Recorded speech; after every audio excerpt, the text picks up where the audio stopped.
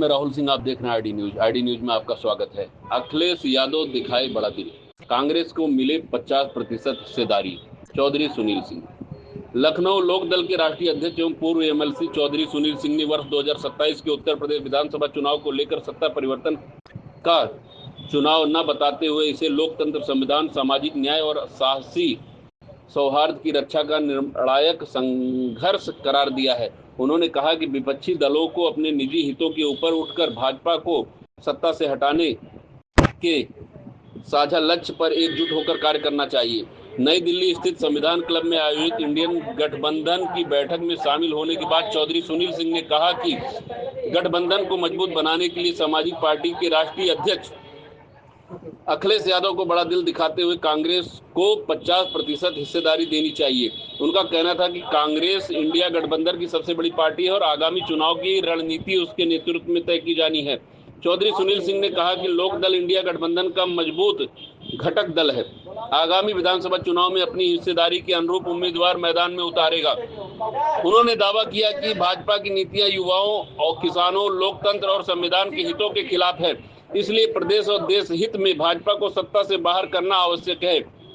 EVM के मुद्दे पर उन्होंने पश्चिम बंगाल में सामने आई घटनाओं का उल्लेख करते हुए कई सवाल खड़े किए और आरोप लगाया कि भाजपा लोकतांत्रिक संस्थाओं को कमजोर करने का प्रयास कर रही है। उन्होंने कहा कि किसान कानूनी एमएसपी की मांग कर रहे हैं, युवा रोजगार चाहते हैं और आम जनता लगातार बढ़ती महंगाई से परेशान है, लेकिन सरकार जनता का ध्यान वास्तविक मुद्दों से भटकाने का प्रयास कर रही है। उन्होंने कहा कि भाजपा केवल किसान और युवा विरोधी ही नहीं बल्कि लोकतंत्र एवं संविधान विरोधी भी है। ऐसे में इंडिया गठबंधन के सभी दलों को एकजुटता का परिचय देते हुए साझा रणनीति और त्याग की भावना के साथ चुनाव मैदान में उतरना चाहिए। चौधरी सुनील सिंह ने कांग्रेस तथा राहुल गांधी के नेतृत्व को मजबूत करने की वकालत करते हुए कहा कि लोकतंत्र, संविधान, किसानों और युवाओं के हितों की रक्षा के लिए विपक्षी दलों को सामूहिक रूप से संघर्ष करना होगा। उन्होंने सभी सहयोगी दलों से मतभेद भुलाकर भाजपा के खिलाफ एकजुट होकर लड़ने की अपील की है। बैठक जो है दिल्ली में हुई 8 जून को, जिसमें लोकदल एक गठबंधन के इंडिया अलायंस के रूप में शामिल था और उत्तर प्रदेश से समाजवादी पार्टी और लोकदल दो पार्टी इंडिया अलायंस में लोकसभा में भी थी और आज भी।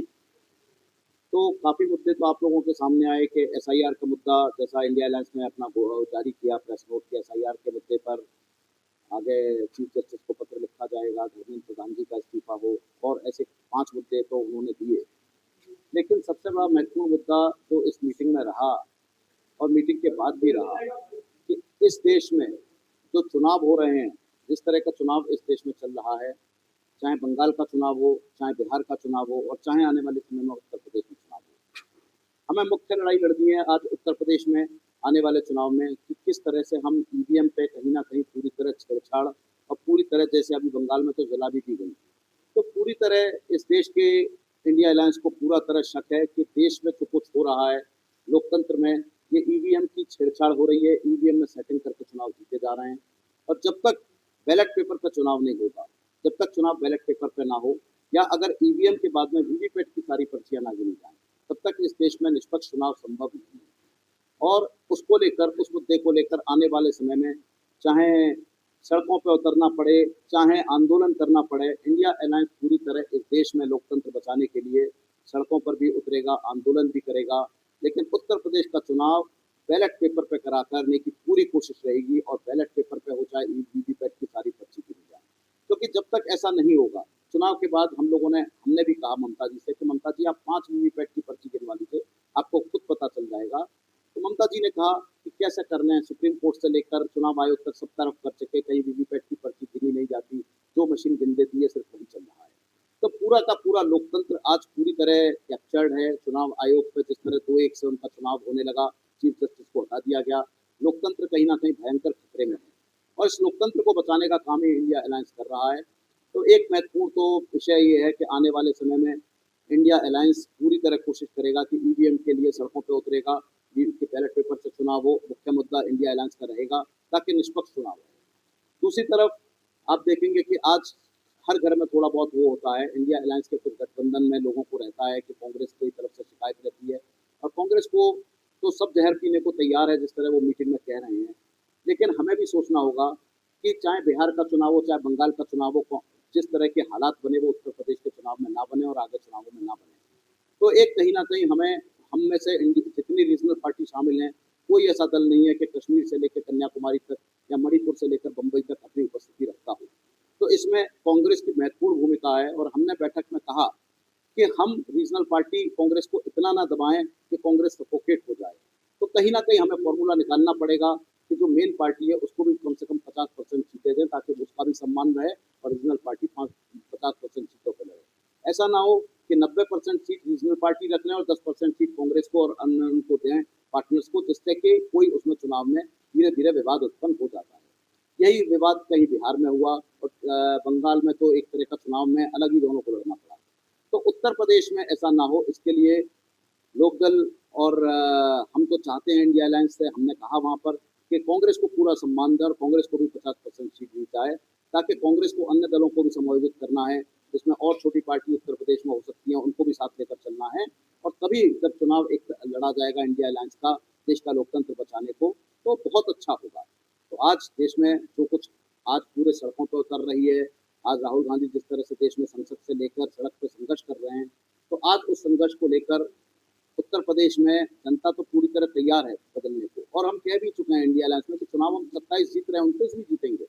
बस जरूरत एक निष्पक्ष चुनाव की है, बस जरूरत वीवीपैट को गिनने की है या बैलेट पेपर से चुनाव कराने की है। जब तक ऐसा नहीं होगा तब तक इस देश में लोकतंत्र नहीं हो सकता और इसको लेकर इंडिया गठबंधन आने वाले समय में बहुत बड़ा आंदोलन करेगा। और इन्हीं क्रमों में कांग्रेस के साथ हमारा सम्मान रहे, इसके लिए हम अखिलेश जी को कहा हमने कि अखिलेश जी मुख्यमंत्री आप ही बनेंगे, इसमें कोई शक नहीं है और इंडिया अलायंस चाहता है कि आप मुख्यमंत्री के चेहरे बने। लेकिन आपको भी बड़ा दिल दिखाना पड़ेगा, आपको सबको साथ लेकर चलना पड़ेगा, आपको कांग्रेस को भी सम्मान देना पड़ेगा, आपको अन्य दलों को भी देना पड़ेगा।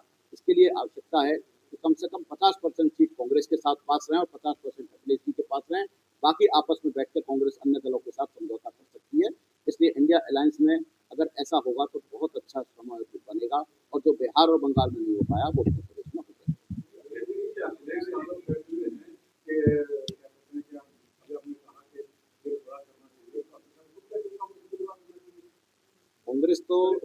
कांग्रेस तो 17 सीटों पे समझौता करके इससे ज्यादा क्या बड़ा दे करेगी। 80 में से आप 17 सीट कांग्रेस को दे रहे हैं और उसके बाद में जो नतीजा आ रहा है, कहीं ना कहीं उत्तर प्रदेश का जो नतीजा था उसमें कांग्रेस की बहुत बड़ी भूमिका थी। सीट बड़ी समाजवादी में लड़ी है, अन्य दलों में लड़ी है।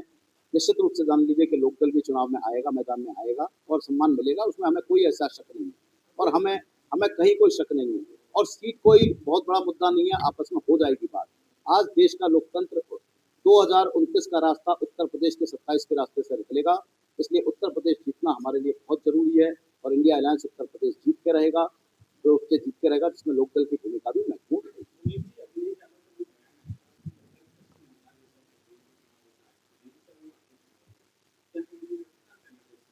काफी हद तक देखिए जिस तरह बंगाल में चुनाव को लूटा गया है, अखिलेश जी की बात सही है कि जिस तरह बंगाल में चुनाव को लूटा गया है, जिस तरह सेंट्रल फोर्सेस का दुरुपयोग किया गया है और ममता जी से खुद कहा कि कहीं वीवीपैट की पर्चियां चुनाव के बाद भी नहीं गिनी।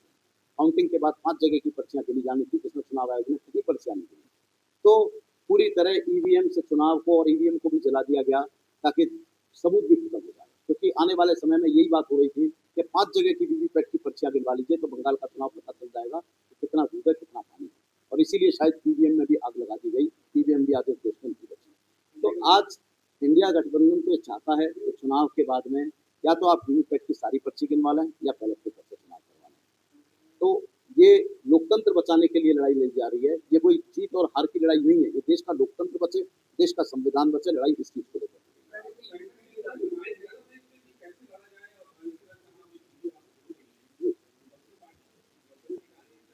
बिल्कुल तोड़ निकाल रही है, सड़कों पर उतरेगी विपक्षी पार्टी, ईवीएम के खिलाफ बैलेट पेपर से चुनाव कराने को सड़क पर उतरेगी और जब सड़क पर उतर के भी जनता को एक तरह से आंदोलन होगा।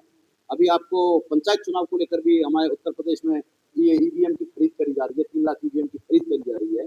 पंचायत चुनाव में भी अगर ईवीएम इस्तेमाल होगी तो सबसे बड़ी मजाक की बात यह है कि यहाँ वीवीपैट की खरीद नहीं करी जा रही, सिर्फ ईवीएम की खरीद करी जा रही है। इसका मतलब जो ईवीएम कह देगा वो रिजल्ट सामने होगा। तो पंचायत चुनाव से भी ये विरोध शुरू होगा और ये विरोध विधानसभा तक भी जाएगा आने वाले समय।